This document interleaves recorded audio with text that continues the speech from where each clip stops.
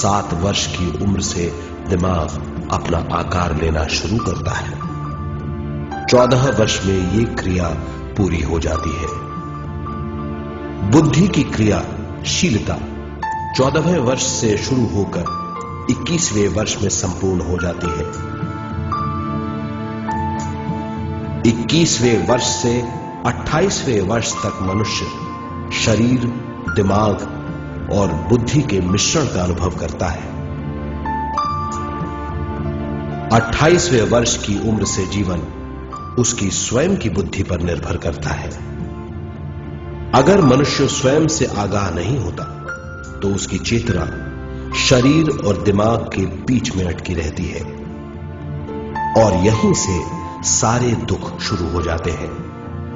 वो हालात समझ नहीं पाता, इससे हर बात सोचनीय हो जाती है। वो अपने आप को गुप्त कठोरता के आंचल में छुपा लेता है।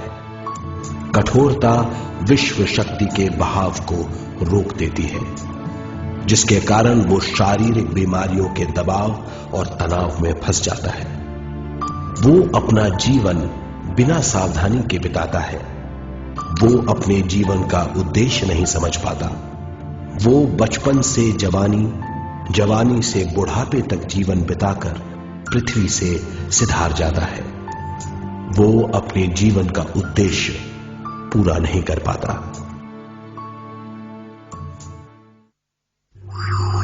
इसे हम मृत्यु कहते हैं।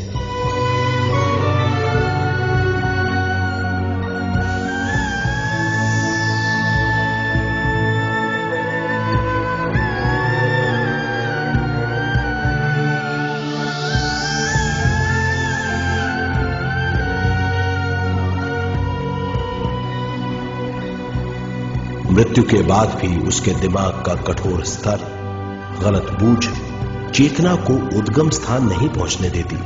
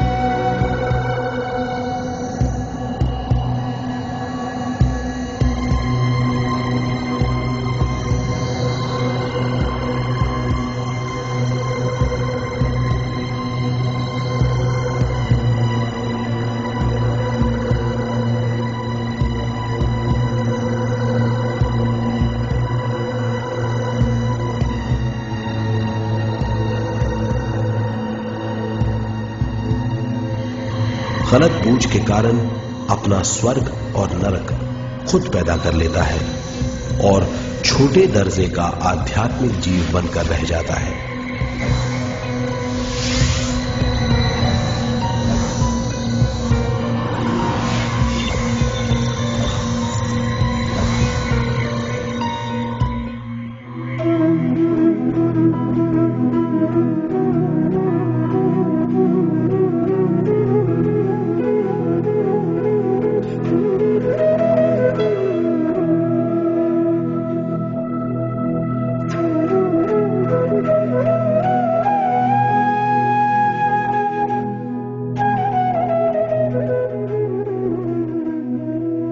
अगर मनुष्य स्वयं में सरोवर होकर अपना जीवन शुरू करता है तो वो हर हाल में आनंद पूर्वक रहेगा।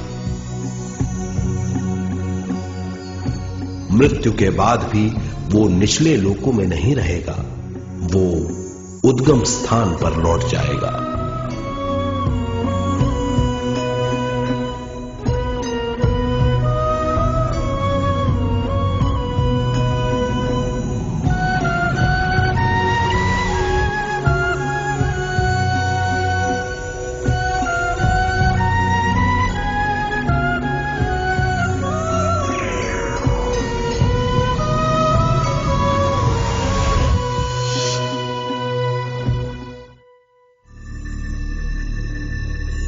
दिव्य चक्षु अनुभव और सूक्ष्म शरीर अनुभवों से ज्यादा ज्ञान प्राप्त होता है। इस ज्ञान से जीवन और मृत्यु का अर्थ समझ में आता है। शरीर, दिमाग, बुद्धि, स्वयं और जीवन की शक्ति अच्छी तरह समझ में आएगी। मनुष्य समझ जाएगा कि चेतना विश्व शक्ति और ज्ञान का मिश्रण है। चेतना शक्ति और ज्ञान पाने के लिए पृथ्वी पर आती है। सदा सच्चाई के सहारे जीने से मनुष्य पूरी सृष्टि की निर्माण व्यवस्था को पूर्ण रूप से समझ सकता है।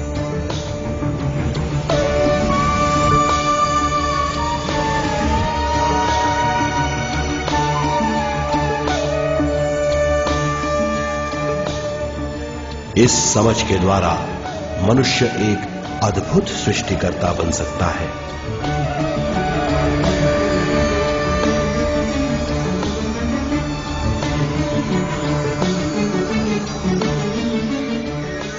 और फिर मनुष्य का हर वाक्य ब्रह्म वाक्य होगा। वो जो सोचेगा वो संपूर्ण होगा। उसका हर कार्य एक नया आविष्कार होगा।